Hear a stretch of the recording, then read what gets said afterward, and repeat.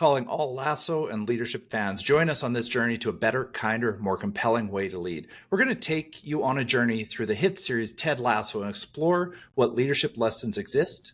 And believe us, there are tons. Spoiler alert, we assume that you've seen each episode that we tackle, and we're aiming for about 15 minutes per podcast. We put this podcast together to really just get together, nerd out on the series Ted Lasso, and think more about leadership.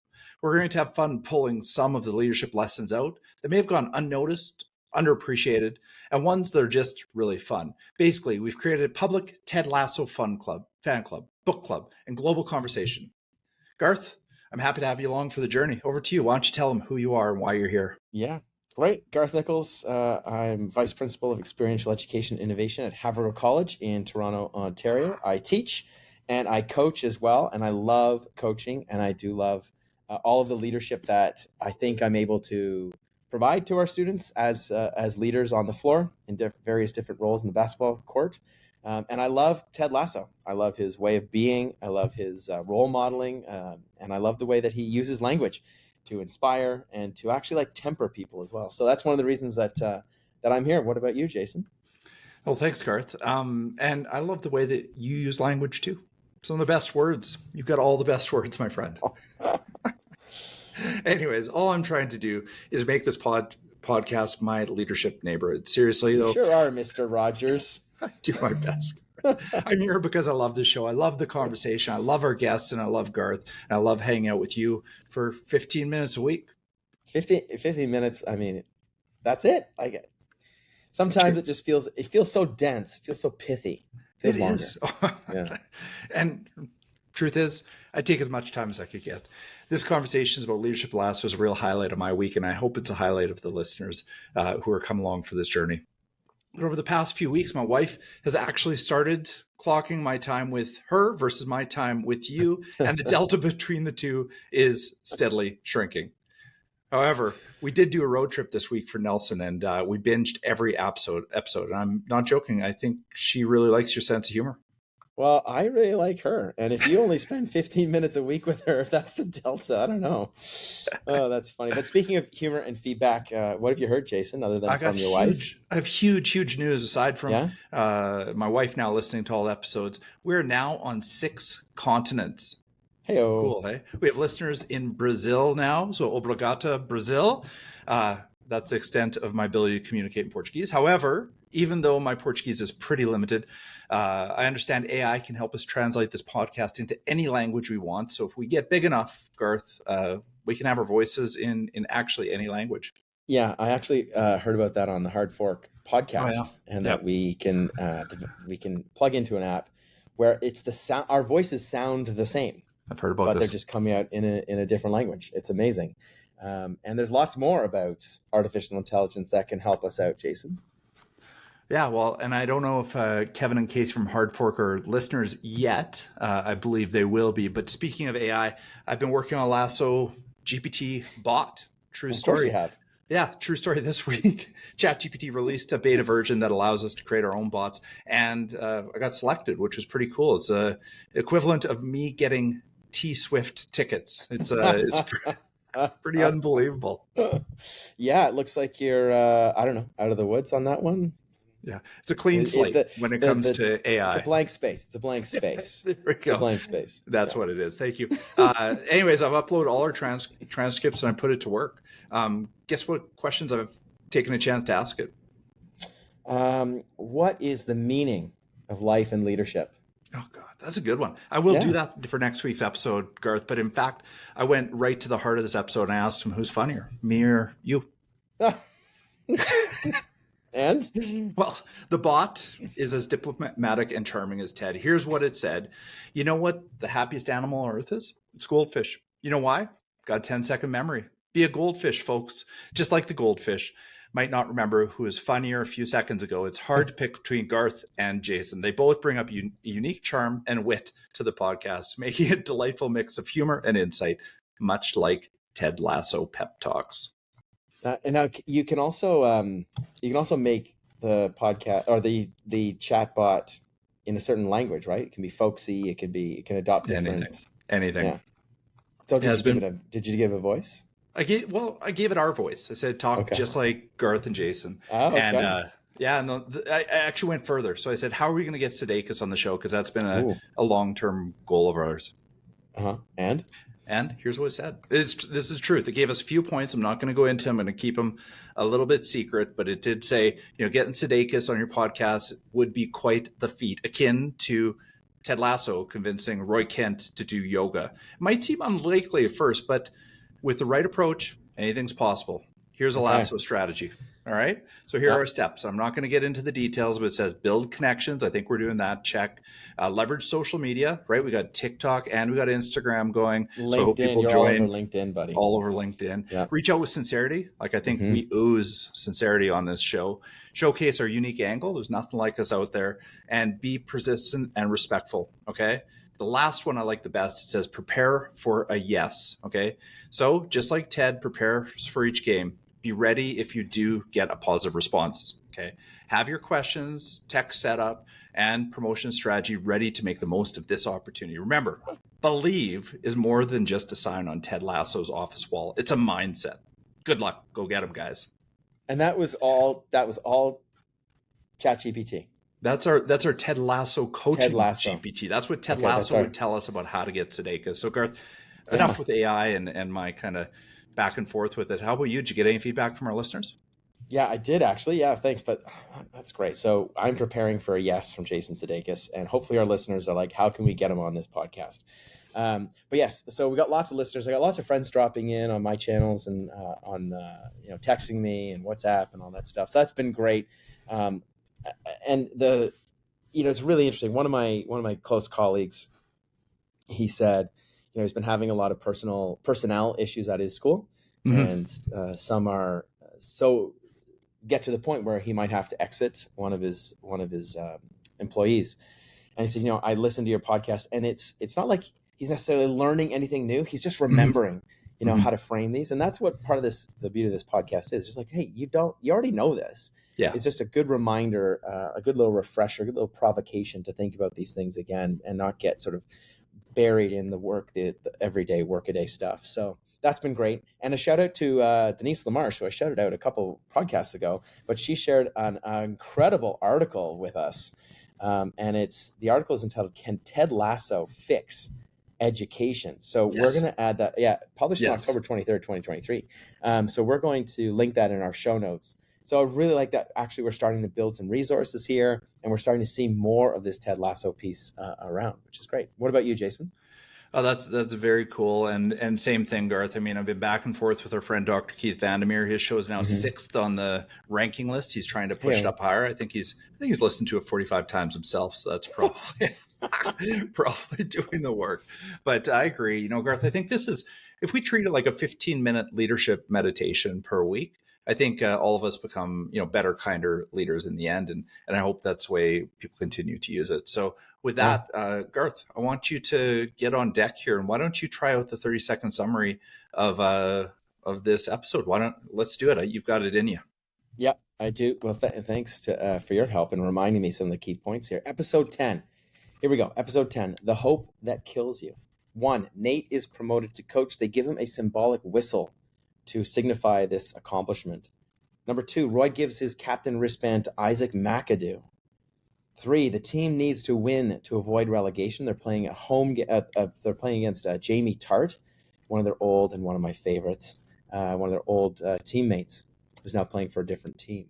Number 4, Ted pulls the team out of the doldrums by having them share their trick plays. And 5, Ted gives an epic speech. Check out our TikTok for it. It's the hope that will kill you. Number 6, the team uses a trick play to nearly avoid relegation.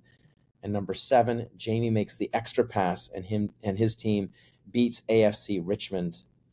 Number 8, Ted gives another epic speech about failure. And number 9, and I think this is very significant, Jamie Tart is seen being yelled at by his father.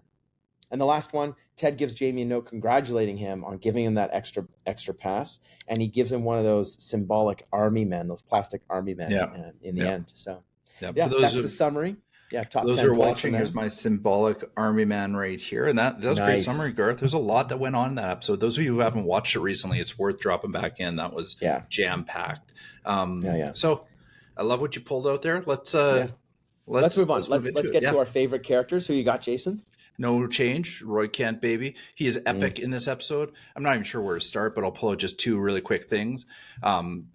First, the moment when he hands over his captain's armband and gives subtle bit of advice. He says to McAdoo, "Never stop breaking TVs," and it reminds me. I think that's a pullback to Mm. don't stop running like you're mad at the turf.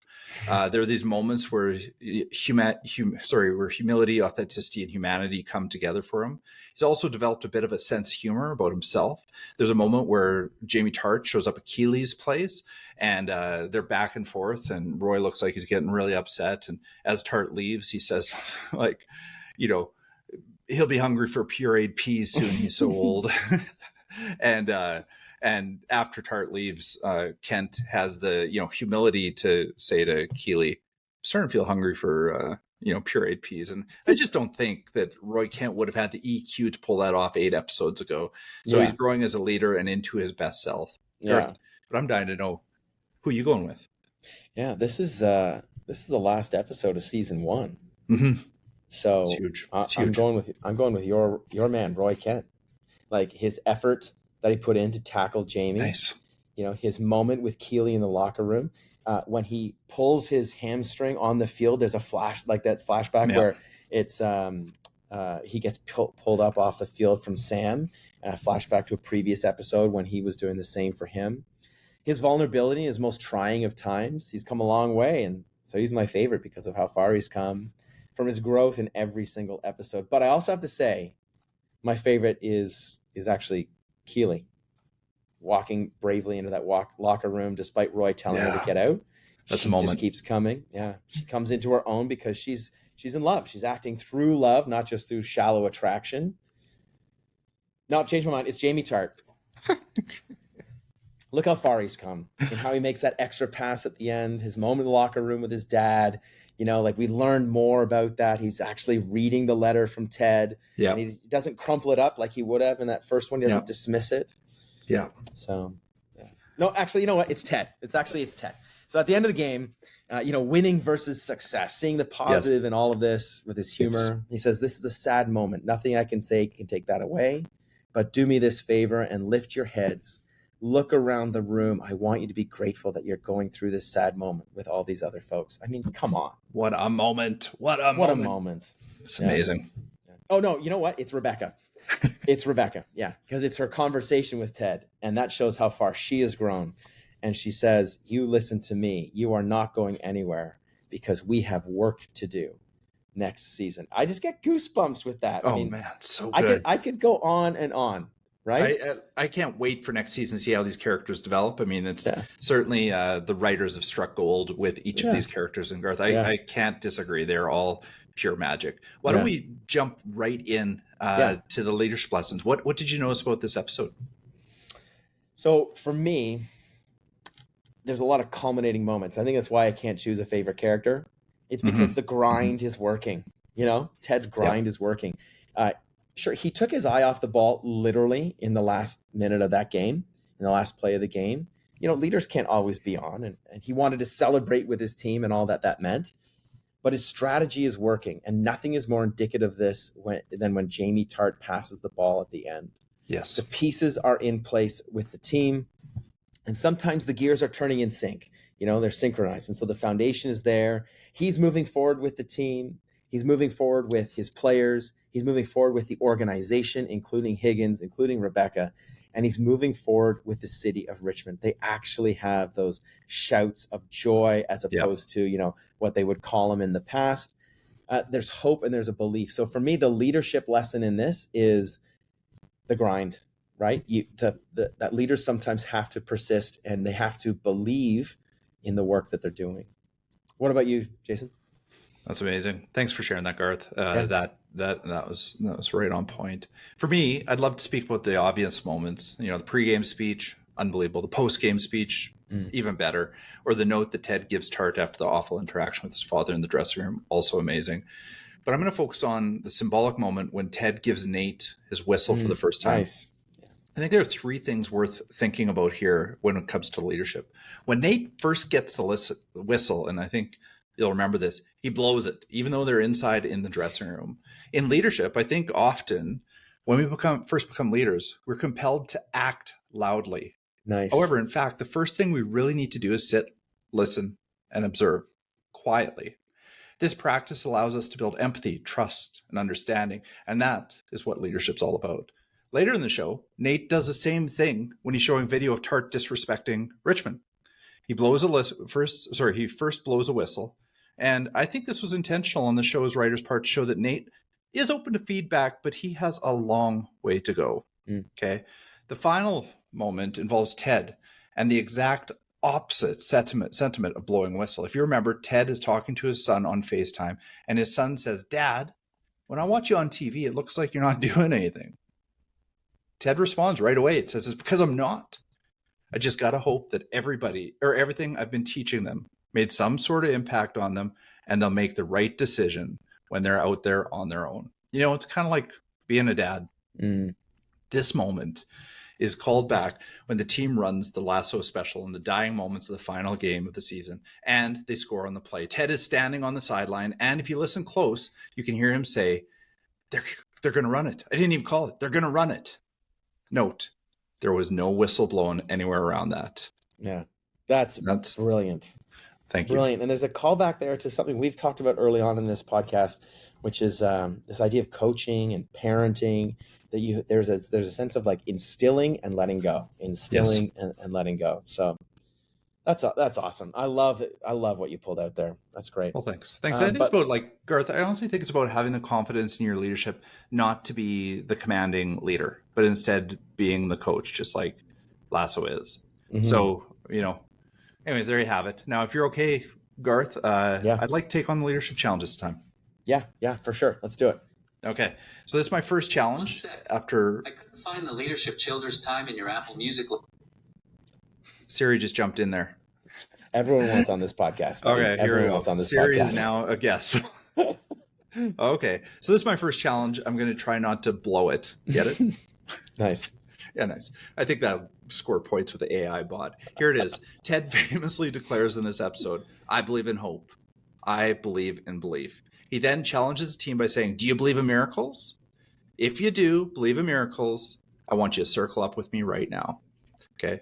So my challenge for the listeners this week is to think about when you circle up as a staff.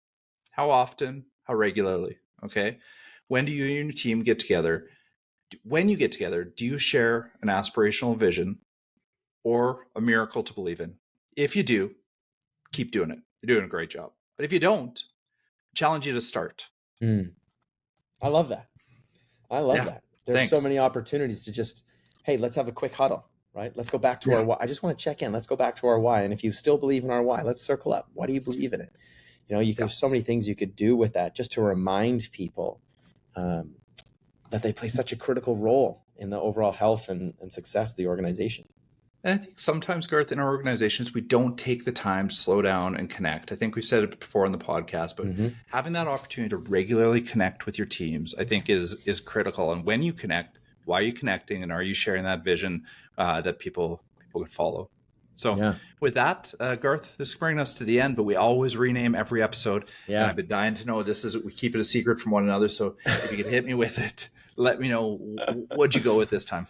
Yeah, so I think you pulled it out. I think it's an amazing moment in the show, and it's symbolic. So I want to rename this one the Lasso Special. It's the last of the trick plays, and it feels just so right. The Lasso Special. What about you? I go with win, lose, or lasso. And the reason I pull this out is, Ted says throughout this episode, I want us to win. Or I want us to lose, but I don't want us to tie, right? But I think the path to winning and losing is through Lasso. And I think even if they win or lose, as we saw in this, they lost.